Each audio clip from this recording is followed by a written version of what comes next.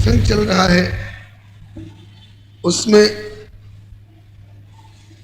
प्रभु के अवतार की चर्चा, अवतार प्रयोजन की चर्चा हो चुकी है और भूमिका बन चुकी है। पिता माता के रूप में जैसे प्रातःकालीन बैठक में बताया गया था कि रावण और कुंभकर्ण बनने का अवसर किनको मिला? जय विजय को।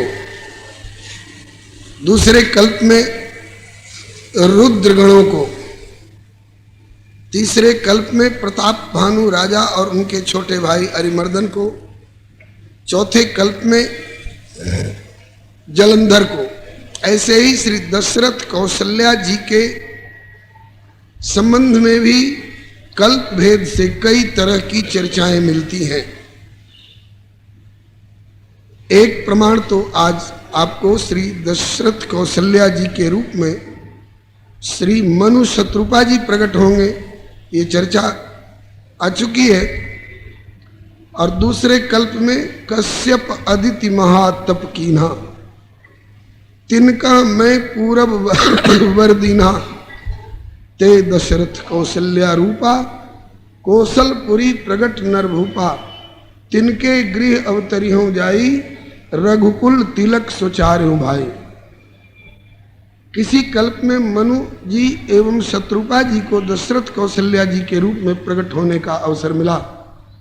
किसी कल्प में प्रजापति कश्यप जी और उनकी पत्नी अदिति को, ये दोनों दो व्यक्तित्व हैं।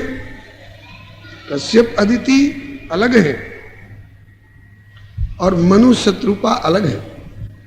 मनु शत्रुपा ये ब्रह्मा जी के श्री विग्रह से प्रकट हुए हैं और कश्यप जी ब्रह्मा जी के 10 पुत्रों में एक मरीचि ऋषि के 2 पुत्रों में एक कश्यप जी। तो ये दोनों दो व्यक्तित्व हैं। किसी कल्प में मनु शत्रुपा को दशरथ कौशल्या बनने का सुअवसर प्राप्त हुआ। किसी कल्प में कश्यप और अदिति जी को दशरथ कौशल्या के रूप में प्रकट होने का सौभाग्य प्राप्त हुआ। और तीसरे कल्प में आपने स्कंद पुराणगत रेवाखंड के सत्यनारायण व्रत कथा में सुना होगा, उल्का मुखो महाराजो नृपो दशरथो भवत। ये तीसरे कल्प की कथा है। चौथे कल्प में आपने कार्तिक व्रत महात्म्य के प्रसंग में सुना होगा, धर्मदत्त अथवा देवदत्त नाम के एक विप्र थे जिन्होंने तुलसी दल मिश्रित जल का छींटा देकर कलहा का उद्धार किया था। उनको दशरथ जी बनने का अवसर प्राप्त हुआ। इसी तरह से और कल्पों की भिन्न भिन्न प्रकार की कथाएं मिलती हैं, तो उनमें ऐसा न समझें कि वह सही है कि यह सही है। वह भी सही है, यह भी सही है। किसी कल्प में वैसा हुआ होगा, किसी कल्प में ऐसा हुआ होगा। इसके अलावे दूसरा कोई समाधान हमें संतुष्ट नहीं कर सकेगा। आइए, श्री मनु जी ने और श्री शत्रुपा जी ने प्रभु से वर मांगा। मनु जी ने कहा कि मैं आपके समान पुत्र चाहता हूं। एक बार तो प्रभु ने एवमस्तु कह दिया, मेरे समान पुत्र होगा। दूसरी बार फिर विचार किया कि मेरे समान कोई दूसरा तो है नहीं, अपने समान पुत्र कहां से दूंगा। तब बोले कि नृप तव तनय होब मैं आई, मैं स्वयं आपका पुत्र बनकर के आऊंगा। तो इस प्रकार से 2 पुत्र की योजना तो निश्चित हो गई। एक मैं आऊंगा पुत्र बन करके, और आप जो मांग रहे हैं आपके समान, तो मेरे समान भी एक लाऊंगा। मैं आऊंगा अपना वचन पूरा करने के लिए, और अपने समान लाऊंगा आपका वचन पूरा करने के लिए। तो इस आधार पर कोई कोई रामायणी जी लोग कहते हैं जैसे थोक व्यापारियों के जीवन में प्रोड्यूसर जो है पहले सैंपल भेजता है कपड़े इत्यादि का, और सैंपल पसंद करके जब ग्राहक बता देता है कि इस नमूने का माल सप्लाई करिए, तब उस नमूने का माल सप्लाई किया जाता है। तो असली जो इसकी डिमांड की गई है वो असली सप्लाई किए जाने वाले माल कौन है? श्री भरतलाल जी। श्री मनु जी ने प्रभु के समान मांगा है तो प्रभु के समान भरत जी ही है। तो असली मांगे गए माल तो श्री भरत जी है।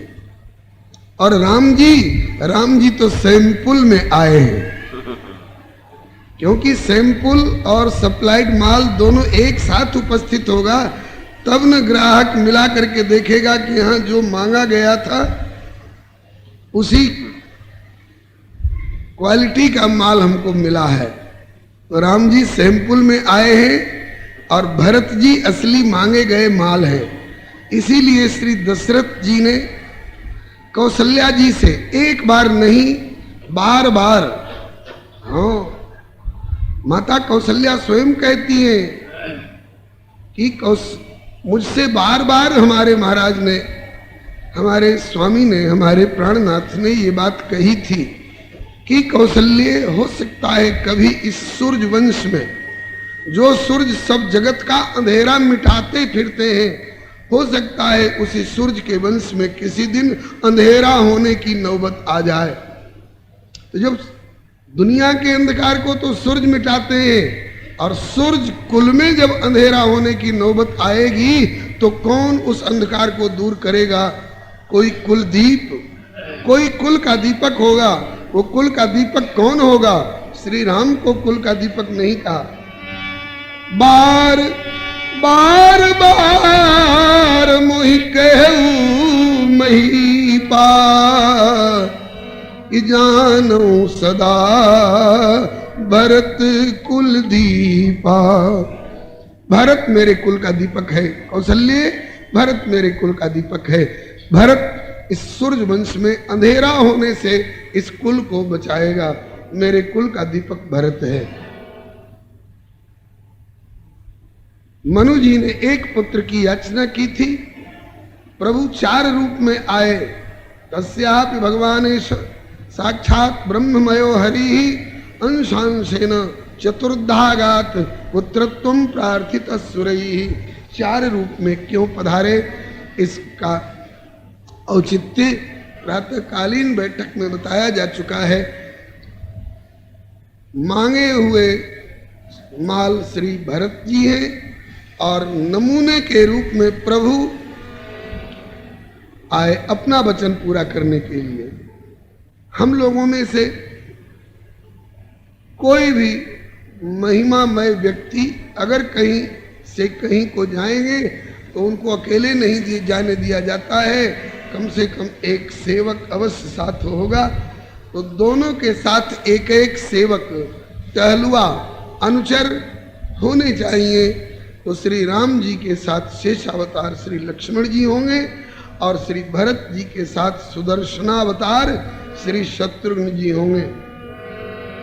इस प्रकार से एक मांगा गया और 4 मिले। यह दरबार उदार है। एक मांगो तो 4 मिलता है। मांगे मुकर न को गयो। और लोग मांगने पर मुकर भी जाते हैं, लेकिन इस प्रभु का ऐसा उदार दरबार है। मांगे मुकर न को गयो कहीं न त्याग दियो साथ, लेकिन मांगत आगे सुख लयो सो रहीम रघुनाथ। श्री रहीम जी ने इस बात पर अनुसंधान किया है कि मांगने वालों से प्रसन्न होना इनका स्वभाव है। मांगने वालों से प्रसन्न होना इनका स्वभाव है, रघुनाथ का स्वभाव है। किसी ने 1 मांगा तो इन्होंने 4 दिया। आइए, जिस समय श्री मनु जी ने मांगा कि आपके समान पुत्र चाहता हूं, उस समय मनु जी का चौथापन समापन पर था। बोले कि इस चौथेपन के समापन की दशा में मैं आपका पुत्र बनूंगा, आपको पितृत्व का गौरव मिलेगा, तो लोक दृष्टि से ये जचेगा नहीं, इसलिए इस शरीर का शेष प्रारब्ध तो निपटा लीजिए और इसके बाद बसव जाय सुरपुर राजधानी, देवताओं के राजा इंद्र की राजधानी अर्थात अमरावतीपुरी में स्वर्ग में कुछ दिन निवास करिए। और तह कर भोग विशाल तात गए कछुकाल पुनि, होई हो अवध भुआल तब मैं हो तुम्हार सुत। इस अनुशासन के अनुसार श्री मनु जी ने उस मनु शरीर का प्रारब्ध भोग शेष समाप्त किया, भुगता करके निपटाया। प्रारब्ध भुगताने पर ही निपटता है, इसका दूसरा कोई विकल्प नहीं है। उस मनु शरीर का शेष प्रारब्ध भोग भुगतान करके निपटाए। कुछ दिन अमरावती में जाय कीन अमरावती वासा, और वहां के बाद फिर वे ही आकर के प्रभु के अनुशासन के अनुसार अयोध्या नरेश महाराज अज की इंदुमती नाम की पत्नी के गर्भ से महाराज दशरथ के रूप में प्रादुर्भूत हुए। श्री हरे नमः। श्री दशरथ जी के कई विवाह हुए। गोस्वामी जी ने तो 700 रानियों का वर्णन किया है। गीतावली श्री गोस्वामी तुलसीदास जी के 12 प्रमुख काव्यों में एक है श्री राम गीतावली। इसमें श्री जानकी जी जब कुलवधू की हैसियत से अयोध्या पधारी हैं तो इनकी आरती उतारी गई। मुदित मन आरती करे माता। आरती उतारने के बाद पाए लागनी दुल्हियन सिखावती। बहुओं को 4 बहुएं हैं, चारों बहुओं को सिखाया जा रहा है। बहू ये तुम्हारी सास जी हैं कौशल्या जी, इनको प्रणाम करो। श्री किशोरी जी ने बड़े आदर पूर्वक प्रणाम किया, बड़े ढंग से खुश हो गई। कौशल्या जी मेरी सास, मेरी बहू बड़ी शीलवती है। इसके बाद कौशल्या जी ने फिर इशारा किया, बहू ये भी तुम्हारी मझली सास है मध्यमांबा कैकेयी जी, इनको भी प्रणाम करो। उनको भी प्रणाम किया। श्री कैकेयी जी ने इशारा किया श्री सुमित्रा जी की ओर, बहू ये भी तुम्हारी सास है, इनको भी प्रणाम करो। 3 तक तो प्राय सबको जानकारी है, कोई कठिनाई नहीं। लेकिन जब तीसरी ने इशारा किया कि बहू ये भी तुम्हारी सास है, इनको भी प्रणाम करो, तब सिया जी को जिज्ञासा होना स्वाभाविक था, आखिर इनकी संख्या कितनी है। गोस्वामी जी के शब्दों में पाए लागनी दुल्हन सिखावती सरिस सासु शत साता। सरिस सास बराबर की हैसियत वाली सास कितनी? शत साता माने 700। 7 का बोधक है ही और शत 100 का बोधक है। शत साता माने 700 सास है। मामूली बहू हो तो 700 सास को बारी बारी झुक झुक करके भी प्रणाम करे तो कमर दुख जाए। लेकिन यदि आपके लाल जी श्री रघुनंदन समर्थ हैं कि 7 करोड़ लोग भी एक साथ मिलना चाहें तो अमित रूप प्रगटे तेहि काला, यथा योग्य मिले सब ही कृपाला।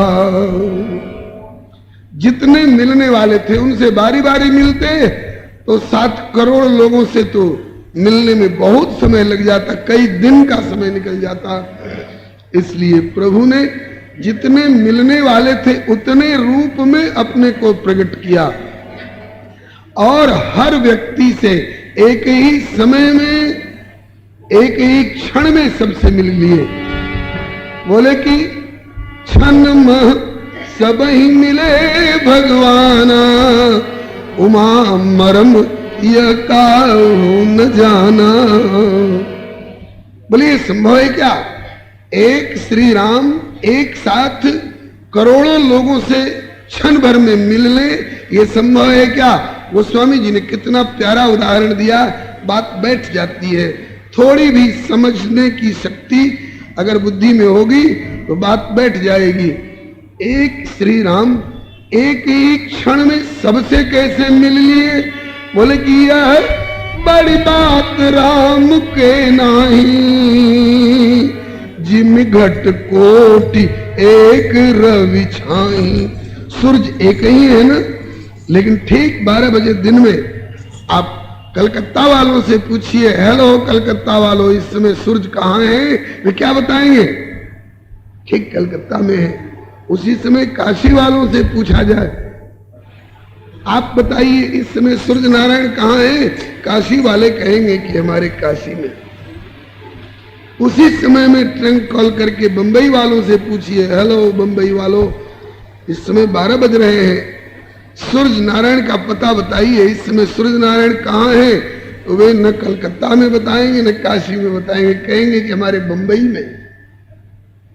एक नगर के अलग अलग मोहल्ले वालों से पूछा जाए कि इस समय सूर्य किसके मोहल्ले में है, हर मोहल्ले वाले दावा करेंगे कि हमारे मोहल्ले में है। एक ही मोहल्ले के हर आंगन वालों से पूछा जाए कि इस समय सूर्य नारायण किसके आंगन में है, हर आंगन वाले दावा करेंगे कि मेरे आंगन में है। एक ही आंगन में 100 बर्तन में पानी भर के रखा जाए, एक एक बर्तन के पास एक एक व्यक्ति लगा दिया जाए, जरा झांक करके देखिए इस समय सूर्य नारायण किसके बर्तन में है, हर बर्तन वाले दावा करेंगे कि मेरे बर्तन में है। तो एक ही सूर्य एक ही समय में सबके नगर में भी है, सबके मोहल्ले में भी है, सबके आंगन में भी है, सबके पात्र में भी है और सबके नेत्र में भी है और सबसे बहुत किनारे भी हैं। इसलिए सूर्य नारायण भगवान की विशिष्ट विभूतियों में से एक है। जब भगवान की विशिष्ट विभूतियों में एक श्री सूर्य नारायण में यह विशेषता है कि सबसे एक ही समय में मिल लिया करते हैं, तो उस सूर्य को भी सूर्यत्व प्रदान करने वाले प्रभु में अगर ये विशेषता हुई कि क्षणमह सब ही मिले भगवाना, उमा मर्म यह काहू न जाना, ये कोई आश्चर्य और असंभव बात नहीं है। आइए श्री दशरथ जी के घर में प्रभु 4 रूप में प्रकट हुए। कब प्रकट हुए, कैसे प्रकट हुए, अब यहां से चर्चा हम लोग कुछ गीत कविता और चौपाइयों के माध्यम से चर्चा करते हुए क्रम क्रम से आगे बढ़ेंगे। 11 दिन में से एक दिन कल का निकल चुका है, आज का प्रातःकालीन समय निकल चुका है। अब इस समय से प्रभु के अवतार की चर्चा होने जा रही है।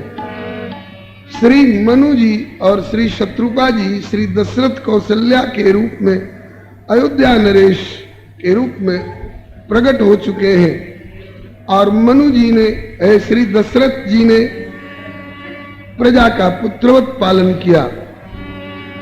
3 पन बीत गए। हाँ, ये निवेदन कर रहा था कि जैसे रघुनंदन में ये विशेषता है कि एक होकर के भी एक ही समय में असंख्य लोगों से तुरंत मिल लेते हैं, ऐसी हमारी श्री किशोरी जी भी गोस्वामी जी के शब्दों में सी सासु प्रति देश बनाई,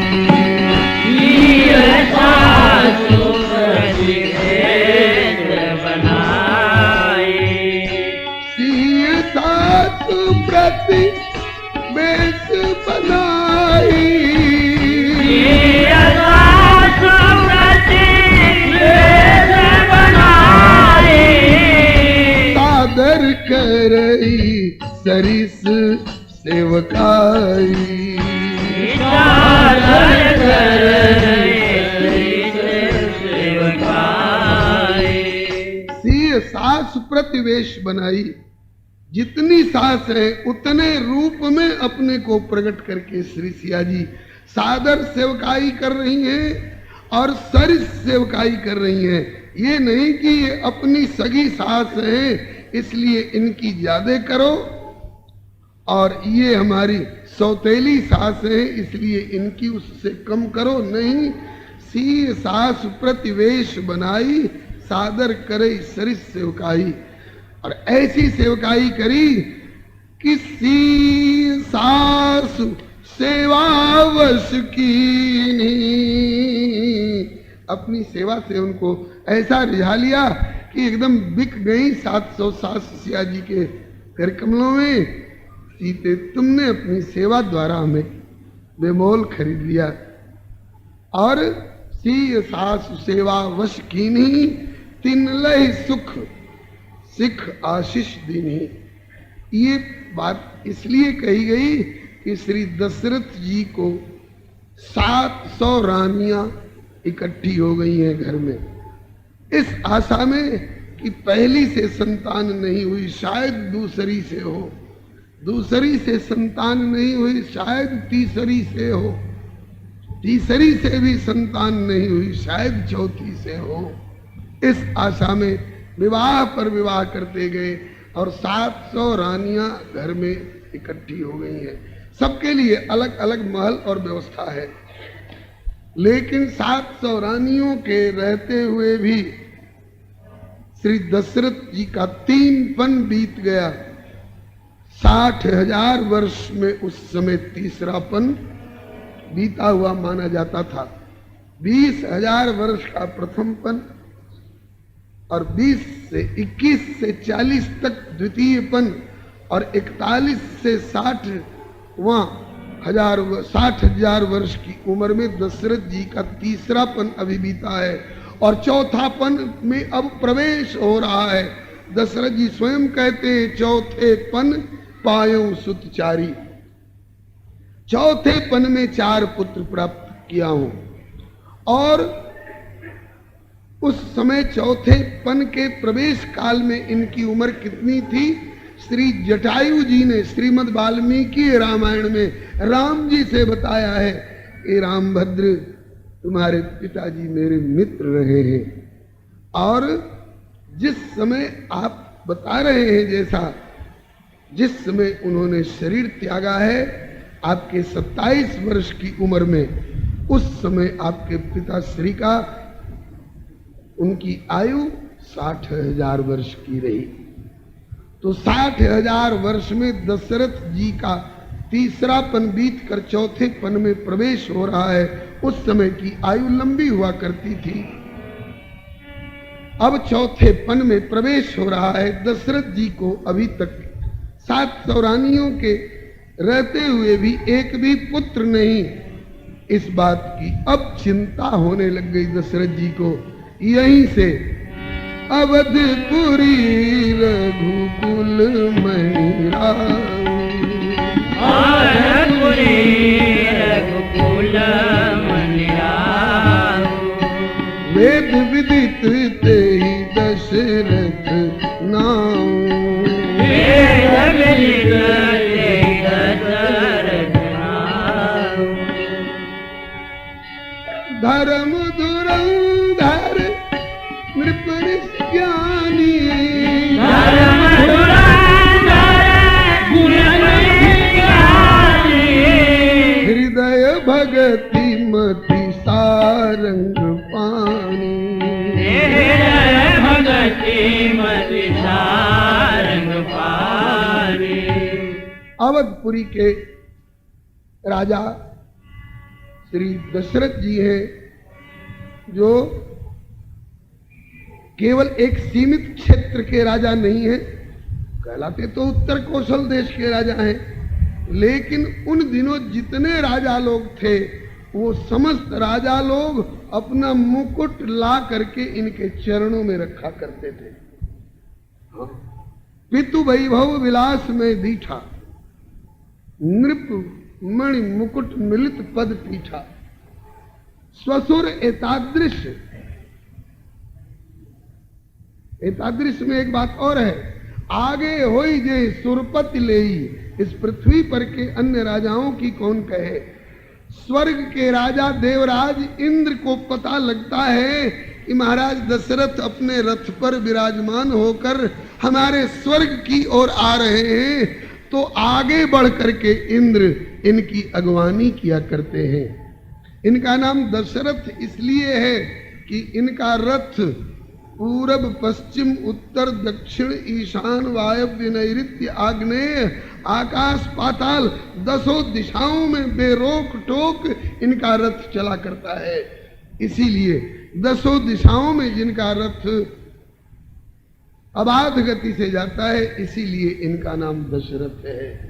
स्वर्ग में भी कभी इच्छा हुई चलें अपने मित्र इंद्र से मिल आवें, तो रथ पर बैठ करके और सीधे ऊपर की ओर उठकर इनका रथ जाया करता है।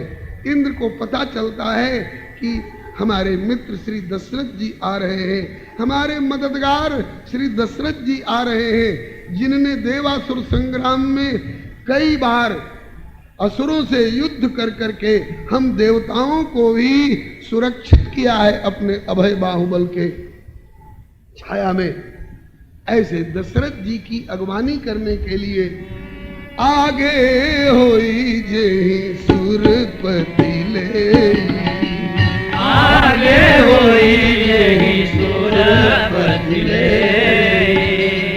आगे आकर देवराज इंद्र जिनकी अगवानी करते हैं और अपने स्वर्ग में ले जाकर बिठाते कहाँ हैं, बोले अर्ध सिंहासन, अपने निजी सिंहासन पर आधे में अपने बैठते हैं और आधे में श्री दशरथ जी को आसन दिया करते हैं। अर्ध सिंहासन आसन देई ससुर एतादृश, अवध निवासु प्रिय परिवार मातु सम सासु। श्री जानकी अपना भाग्य सराहती है, मैं कितनी भाग्यशाली हूँ। पिताजी हमको श्री जनक जी सरीखे मिले हैं, माता श्री सुनैना सरीखी मिली है, ससुर श्री दशरथ जी सरीखे मिले हैं, सास श्री कौशल्या इत्यादि सरीखी मिली हैं, और पति का तो कहना ही क्या है। तो ऐसे श्री दशरथ जी धर्म धुरंधर नृप ऋषि ज्ञानी, ये राजाओं में भी राजाधिराज है, चक्रवर्ती सम्राट है। क्योंकि समस्त राजा लोग इनके चरणों में अपना मुकुट रख करके प्रणाम किया करते हैं। हम राजा हैं, खंड मंडलेश्वर है, आप हमारे राजाधिराज हो। हमारे ही नहीं, स्वर्गादि के राजा, राजाओं के भी राजाधिराज हो। ऐसे श्री दशरथ जी चौथे पन में जब प्रवेश पाने लग गए, तब ग्लानि हुई। धर्म धुरंधर है, नृप ऋषि राजर्षि कहलाते हैं। धर्म धुरंधर नृप ऋषि ज्ञानी की गुणनिधि ज्ञानी, गुणनिधि ज्ञानी है, गुणों के निधान है। और हृदय भक्ति, हृदय में भक्ति तो अद्भुत है इनके। अगर भक्ति नहीं होती तो भगवान इनको पुत्र रूप में क्यों प्राप्त होते। हृदय भगत मति सारंग पानी, मति में भी सारंग पानी, शारंग धनुष को धारण करने वाले स्वयं नारायण विराजमान सतत रहते हैं। ऐसे दशरथ जी का जब चौथापन में प्रवेश होने लगा, तो एक बार भूपति मन माहे, एक बार भूपति मन माहे, एक बार भूपति मन माहे, एक बार भूपति मन माहे। भई ग्लानि मोरे सुत नाहि, भई ग्लानि मोरे सुत नाहि। बड़ी गिलानी हुई, मेरा 3 पन बीत चुके, चौथा पन आ गया, एक भी पुत्र नहीं। क्या है, सूर्य वंश डूब जाएगा क्या? हमारे कुलदेव श्री रंगनाथ भगवान, जो अब श्री रंगम त्रिचुरापल्ली में विराजमान है, क्या इनके लिए कोई वंशधर पुजारी, धूप आरती करने वाला कोई नहीं रह जाएगा क्या? इस बात की ग्लानि हुई। अब अपना दुख किससे कहें? प्रजा पर दुख पड़ता है तो राजा से कहती है, राजा किससे कहेंगे? बोले कि दुनिया ऊपर राज है किंतु राजा ऊपर संत। दुनिया के ऊपर राजा है, राजा के ऊपर संत है, सदगुरु है। दुनिया ऊपर राज है, राजा YouTube चैनल श्री हरे नमः को लाइक, शेयर, सब्सक्राइब करें। धन्यवाद। पन में प्रवेश हो रहा है और अभी तक एक भी पुत्र नहीं, तो पुत्र प्राप्ति के लिए कहाँ जाएं, किससे आग्रह करें? बहुत सोच विचार करके गुरु गृह गया तुरंत महिपाला। गुरु गृह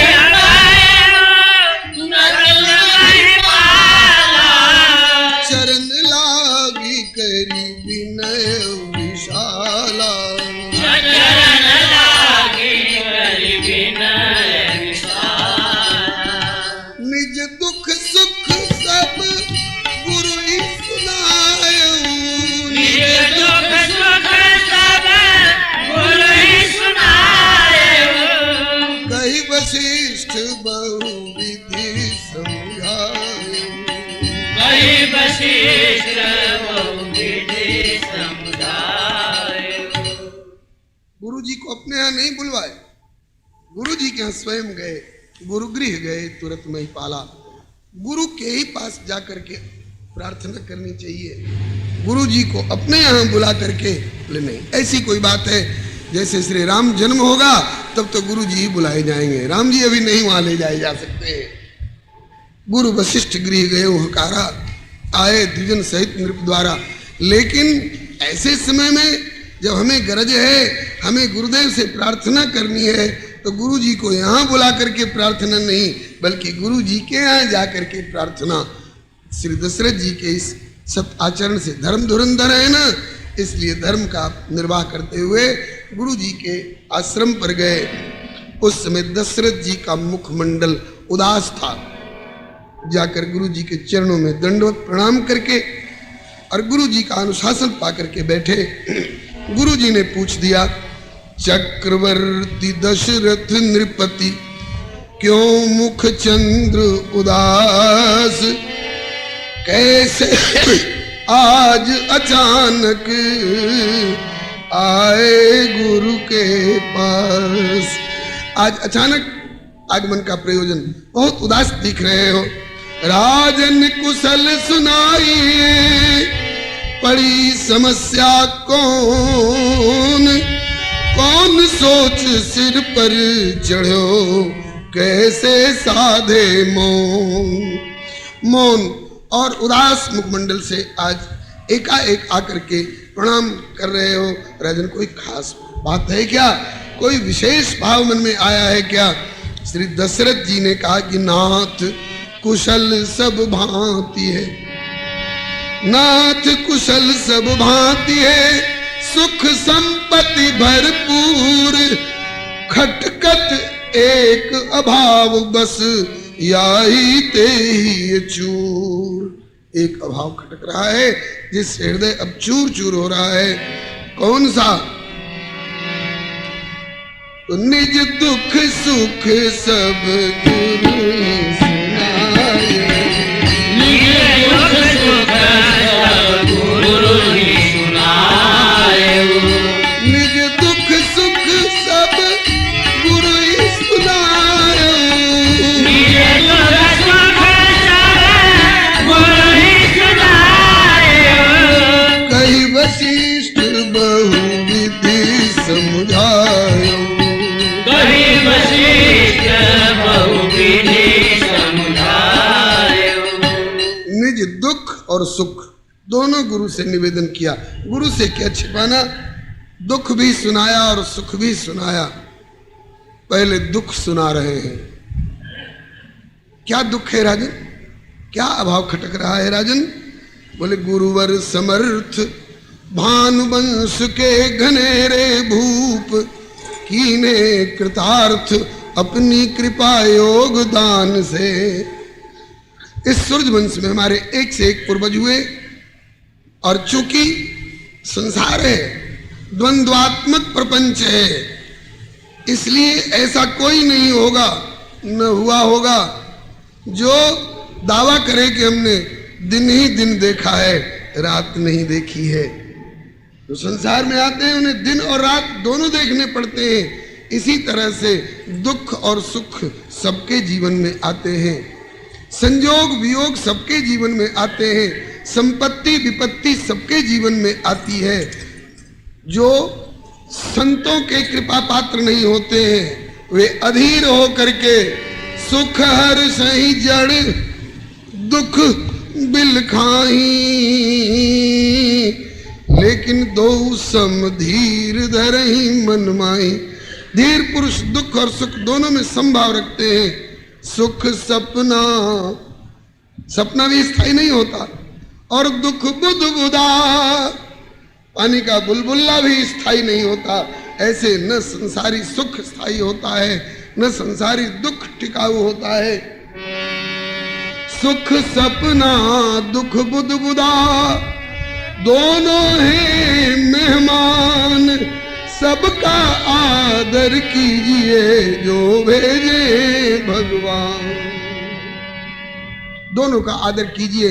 अब तक तो आदर करते ही रहे, लेकिन अब अभाव खटक रहा है, तो अपना सुख भी सुना रहे हैं और अपना दुख भी सुना रहे हैं।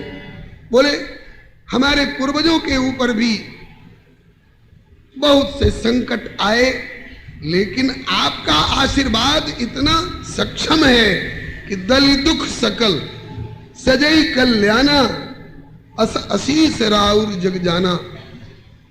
किसी के बेटी हुई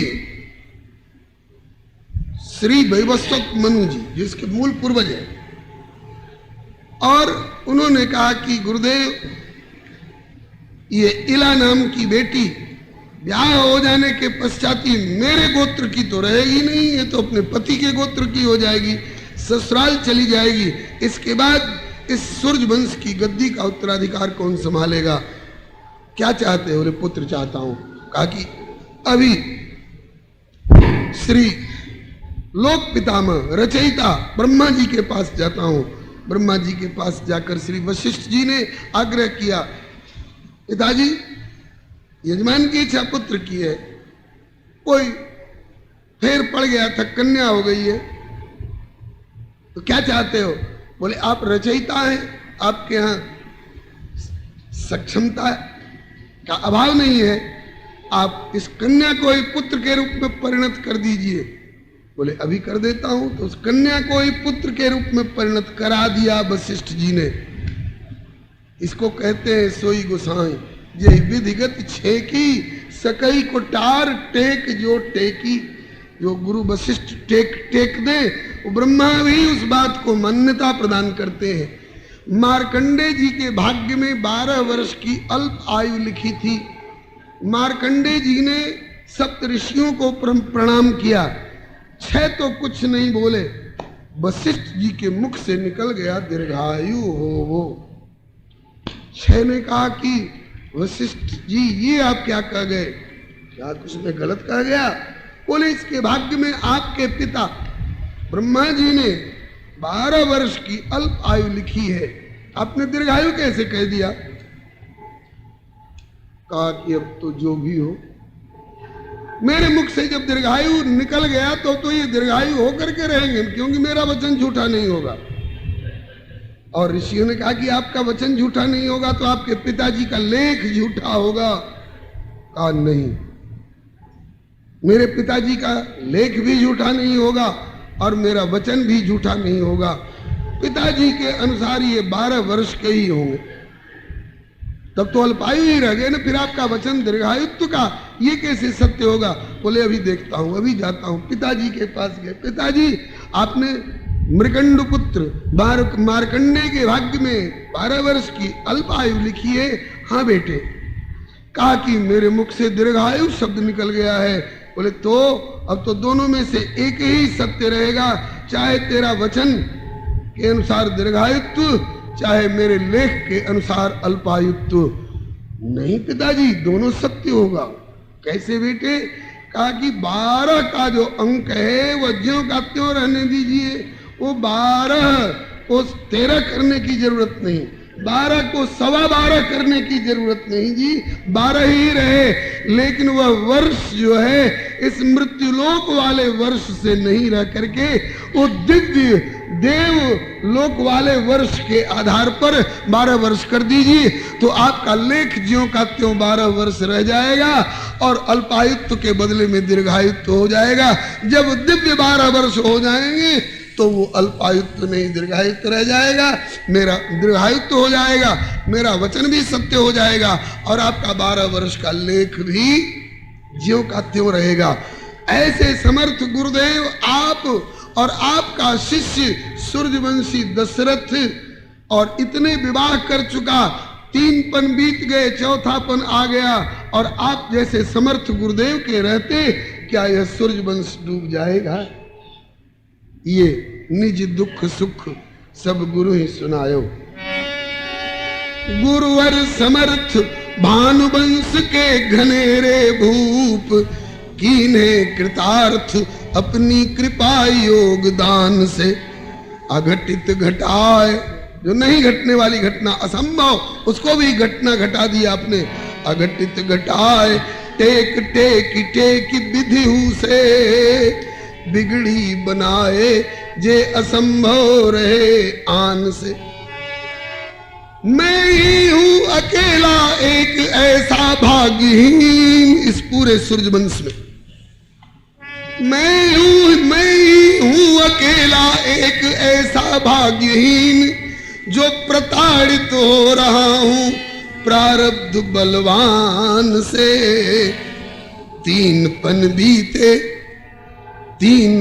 बीते आए धमका अब 4था पन, रानियां अनेक फिर भी वंचित संतान से।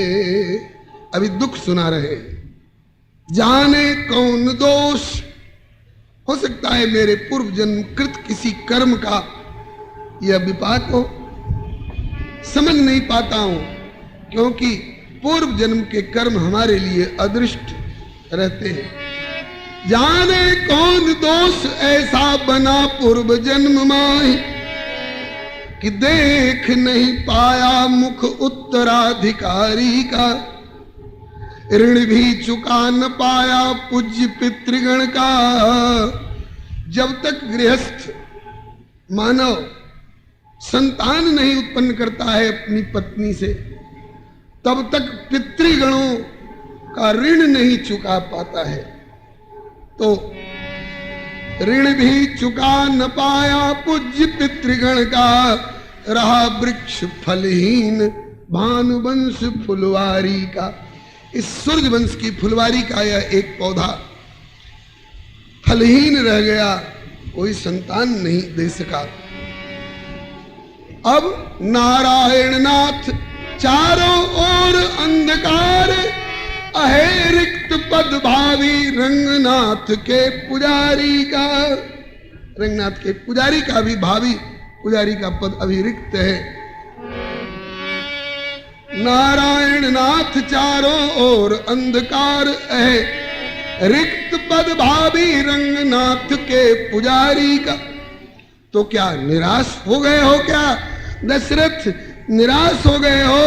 आगे नहीं, अब हूं विश्वास, अब हूं है विश्वास, श्री चरण की कृपा से होवे पूर्ण मनोरथ इस कृपा के भिखारी का। और जगह के लिए दशरथ जी दाता हैं, लेकिन संत सदगुरु चरण में कृपा के भिखारी अपने को घोषित करते हुए कहते हैं, अब भी विश्वास श्री चरण की कृपा से होवे पूर्ण मनोरथ इस कृपा के भिखारी का। ये तो दुख सुनाया, निज दुख सुख सब गुरु ही सुनायो। निज दुख सुख सब गुरु ही सुनायो। केवल दुख ही दुख रोवे, और जो सुख उपलब्ध है सुख देने वाले के प्रति कृतज्ञता ज्ञापन न करे तो कृतज्ञता आवेगी। इसलिए दुख के साथ साथ अब सुख भी सुना रहे हैं। गुरुदेव, सुख की भी कमी नहीं है। संसार में जो जो वस्तुएं सुख के साधन के रूप में मानी जाती हैं, सब सुलभ हैं। सुख जो जगत के प्रायः सब ही सुलभ है नाथ। कैसे? बोले ये आपकी कृपा से, यह अनुग्रह भगवान का। क्या क्या सुख मिला है आपको? बोले वंश सूर्य वंश सा। सूर्य वंश में जन्म सबको मिलता है थोड़े। वंश सूर्य वंश सा और समर्थ गुरुदेव आप, चाहे जो सुधार कर दे विधि के विधान का। परिजन, पारिवारिक जन और पुरजन और प्रजाजन भी अनुकूल सभी। मंत्रिवर्ग मानते संबंध देह प्राण का। पत्नियां पुनीता आज्ञावर्तिनी शत सात हैं। केवल खटकता बस अभाव है संतान का। और भी सुख प्राप्त है। कौन कौन? प्रजा धर्म पालन में। मेरे राज्य में धर्म निरपेक्षता का नारा लगाने वाला कोई नहीं है। सब धर्म पालन में जुटे हुए हैं। प्रजा धर्म पालन में तत्पर संपन्न सुखी। YouTube चैनल श्री हरे नमः को लाइक शेयर सब्सक्राइब करें। धन्यवाद। दशरथ जी के राज्य में किसी को केवल चना खाकर गुजारा करने की स्थिति नहीं है। श्री वाल्मीकि रामायण में वर्णन आया है कि कोई ऐसा प्रजा का सदस्य नहीं है जिसके कान में सोने के कुंडल न हो, जिनके कुंडल में कीमती हीरा न जड़ा हुआ हो। कोई ऐसा व्यक्ति नहीं है जो उत्तम से उत्तम भोजन औरों को खिलाकर नहीं खाता हो। अगर कोई कह रहा हो कि दशरथ जी के राज्य में प्रजा को भी किसी बात का अभाव है, तो आप कह देना कि ऐतिहासिक बात नहीं, तुम मनगढ़ंत बात कह रहे हो। अपने दिल दिमाग की कोरी जासूसी उपन्यास की कल्पना उड़ेल रहे हो। दशरथ जी के राज्य में सारी प्रजा सुखी है, इस पर भी दशरथ जी को गौरव है। प्रजा धर्म पालन में तत्पर संपन्न सुखी। मंत्री वर्ग श्रेष्ठ उचित परामर्श दाता है। सुरपति सममित्र स्वर्ग माही अगवानी करे। रथ है अव्याहत गति जो 10 दिश में जाता है। यज्ञ दान जप तप व्रत संयम नियम आदि एक एक व्यक्ति सावधानी से निभाता है। 4 वर्ण आश्रमचारी निज निज मर्याद माही। एक ही अभाव कोई वंश का न त्राता है। एक ही अभाव है गुरुदेव, वो भी आपकी कृपा हो जाए तो उसकी भी पूर्ति हो जाए। कौन सा अभाव है? बोले कि एक संतान नहीं है, एक पुत्र नहीं है। इस प्रकार निज दुख सुख सब गुरु ही सुनायो। निज दुख सुख सब गुरु ही सुनायो। कही वशिष्ठ बहु विधि समझायो। कही वशिष्ठ बहु विधि समझायो। राजन, आप धीरज धारण करें, आप निराश न हो। पुत्र होंगे, पुत्र मिलेंगे आपको। धीरज धारण करो। बहुविधि, कई वशिष्ठ बहुविधि समझायो, बहुत प्रकार से समझाया। कितने कितने प्रकार से समझाया, उसमें कुछ भाव लीजिए। बोले कि राजन उर्धारे धीर सोच और संकोच त्यागी। संतति के काज नहीं चिंता अभिभूत हो। सुकृत की पूंजी धरी जंत्रित तिजोरी माही। आपकी अपनी संपत्ति तिजोरी में बंद हो, आप अपने घर की तिजोरी में बंद रखे हो, और उसकी चाबी खो गई हो तो आप उससे लाभान्वित हो सकेंगे? उसमें चाबी लगानी पड़ेगी। अगर आपने फिक्स्ड डिपॉजिट में रख रखी हो, जमा कर रखी हो, तो बैंक वाले के मुंह की ओर ताकना पड़ेगा कि जब उसकी अवधि पूरी हो तब। अगर 5,000 जमा किए थे तो 10,000 होकर के मिलेगी, लेकिन वो अवधि पूरी होने के बाद, बीच में नहीं। और अपने घर की तिजोरी में रख रखे हैं और उसकी चाबी खो गई हो, उस चाबी के मिलने में कठिनाई हो रही, उस चाबी का प्रयोग नहीं हो रहा हो, तो भले चाहे कितनी पूंजी हो, उससे आप लाभान्वित नहीं हो सकते। आपने पूर्व जन्म में सुकृत मने सुंदर सुंदर कृत्य, पुण्यों की पूंजी तो बहुत इकट्ठी कर रखी है। वशिष्ठ जी से क्या छिपा है जी? तुम त्रिकालदर्शी मुनिनाथा, जरा अंतर्मुख हो और समझ जाए कि ये दशरथ के रूप में तो स्वयं स्वयंभू मनु जी आए हैं, जिन्होंने तपस्या की हद पर पहुंच करके ठाकुर से ठहरा लिया है कि आपके समान पुत्र चाहिए। ठाकुर कह चुके हैं कि मेरे समान भी और मैं भी आऊंगा आपके पुत्र के रूप में। सारी बातें वशिष्ठ जी के ध्यान में स्पष्ट है, इसलिए वशिष्ठ जी आज जोरदार शब्दों में आश्वासन दे रहे हैं। बोले सुकृत की पूंजी तो आपकी बहुत रखी है, लेकिन अभी कुंजी का प्रयोग नहीं हुआ, इसलिए आपकी पूंजी अभी जंत्रित तिजोरी में रखी है, काम नहीं आ रही है। अब कुंजी का प्रयोग होगा। सुकृत की पूंजी को निकालने के लिए वो कुंजी कौन है? बोले गुरु की कृपा कुंजी। गुरु की कृपा रूपिणी कुंजी जब तक नहीं प्रयुक्त हो तब तक पूंजी है, लेकिन मिल नहीं रही है। अब आपने आग्रह किया तो राजन उर्धारे धीर सोच और संकोच त्यागी, संतति के काज नहीं चिंता अभिभूत हो। सुकृत की पूंजी धरी जंत्रित तिजोरी माही, अब गुरु की कृपा कुंजी मोद मंगल प्रसूत हो। नेह निधि नारायण निश्चय निहाल करें, लेकिन इसके लिए वैदिक विधि ऐसी कछु पावन करतूत हो। कुछ वैदिक पवित्र कर्तव्य कर्म का अनुष्ठान करना होगा। तो क्या होगा? बोले 3 पन बीते तो क्या, 3 पन बीते तो क्या, प्रत्येक पन हित एक एक, चौथे पन ही में इकट्ठे 4 पूत हो।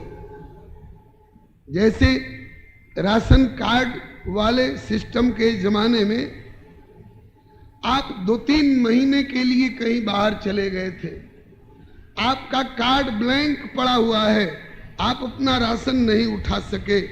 4 महीने में आए, दुकानदार से बोले कि भैया मैं तो बाहर चला गया था, मेरा राशन इतने दिन का मैं नहीं उठा सका, तो क्या विचार है? और अगर दुकानदार कह दे कि कोई बात नहीं, 4 महीने का कोटा इकट्ठे में आपको अभी आपूर्ति कर दूं तो क्या हर्ज है? बोले फिर तो कोई घाटा नहीं।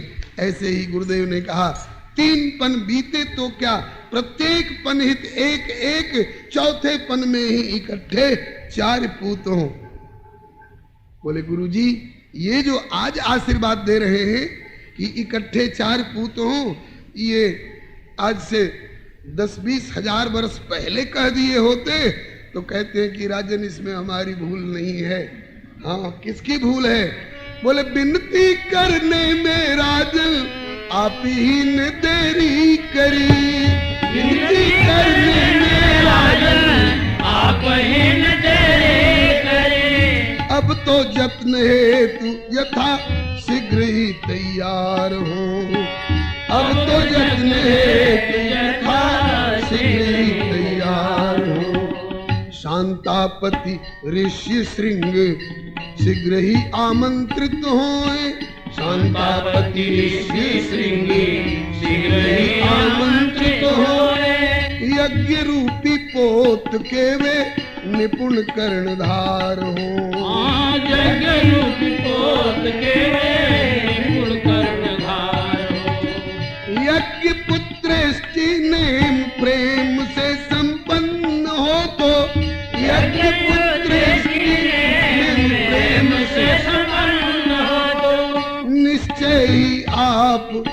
सोच सागर से पार हो। मीठे आप सोच सागर से पार हो। त्रिभुवन में विदित संत भक्तन भयहारी दिव्य। त्रिभुवन में विदित संत भक्तन भयहारी दिव्य। नारायण प्रभु की कृपा प्राप्त पुत्र चार हो। नारायण प्रभु की कृपा प्राप्त पुत्र चार हो। धरऊ धीर हुई है सुत चारी।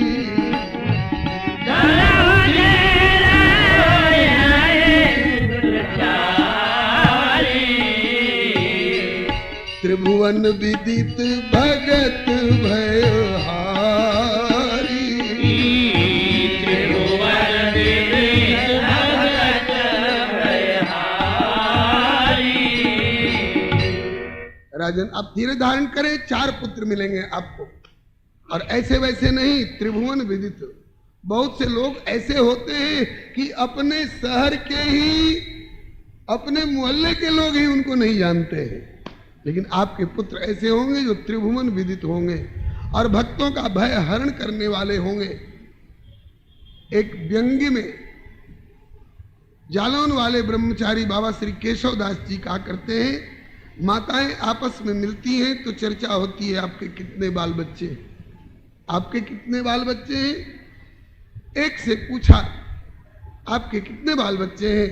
बड़े गौरव के साथ बोली कि पुत्र तो एक है, लेकिन एकस चंद्र तमोहंती वाले न्याय से महामना मदन मोहन मालवीय जैसा पुत्र है, ईश्वर चंद्र विद्यासागर जैसा पुत्र है, ध्रुव प्रहलाद जैसा पुत्र है। एक ही पुत्र बहुत है।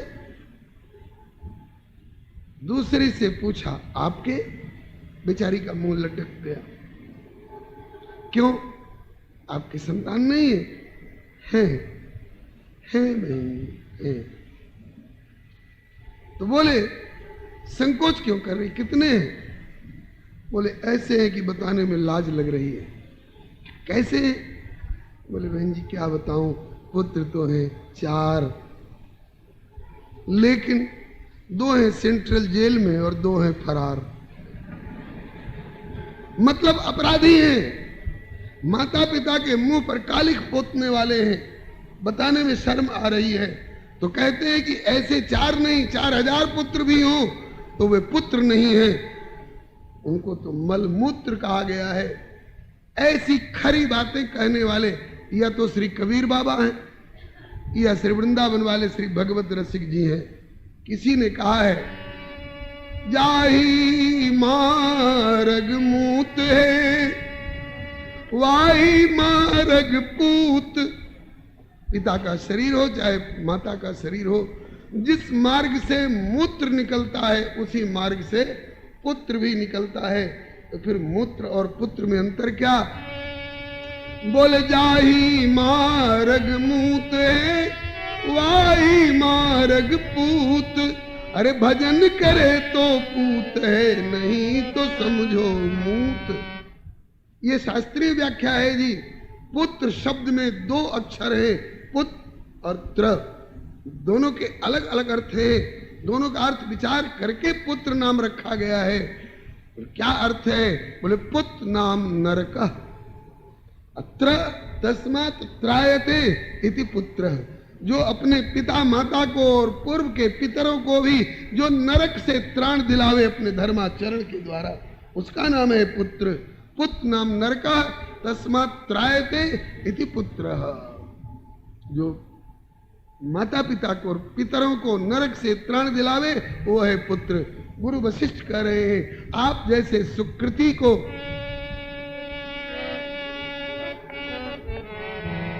ऐसे वैसे पुत्र नहीं मिलेंगे। कैसे मिलेंगे? धरहु धीर हुई है सुत चारी। धरहु धीर हुई सुत चारी। त्रिभुवन विदित भगत भयहारी। त्रिभुवन विदित भगत भयहारी। त्रिभुवन विदित पुत्र होंगे, भक्त भयहारी पुत्र होंगे। इसके लिए आपको यज्ञ कराना होगा राजन, यज्ञ कराना होगा। बोले करा दीजिए। कहा कि मैं नहीं कराऊंगा। कौन कराएगा? श्रृंगी ऋषि वशिष्ठ बुलावा, श्रृंगी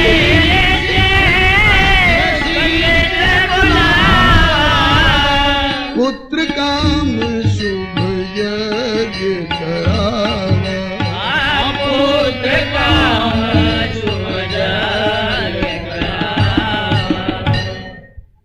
अयोध्यावासी, एक ये रस पक्ष की बात है, विनोद की। अयोध्यावासी कहते हैं, अरे मिथिला वासियों, अयोध्या का एहसान मानो। हाँ, क्यों, किस बात का? बोले तुम लोग रो रहे थे। हाँ, जानकी जैसी सर्व सद्गुण संपन्ना बेटी, जिसके विवाह के लिए प्रतिज्ञा ठन गई है कि जो धनुष उठावे चढ़ावे तोड़े, वही जानकी के साथ नाता जोड़े।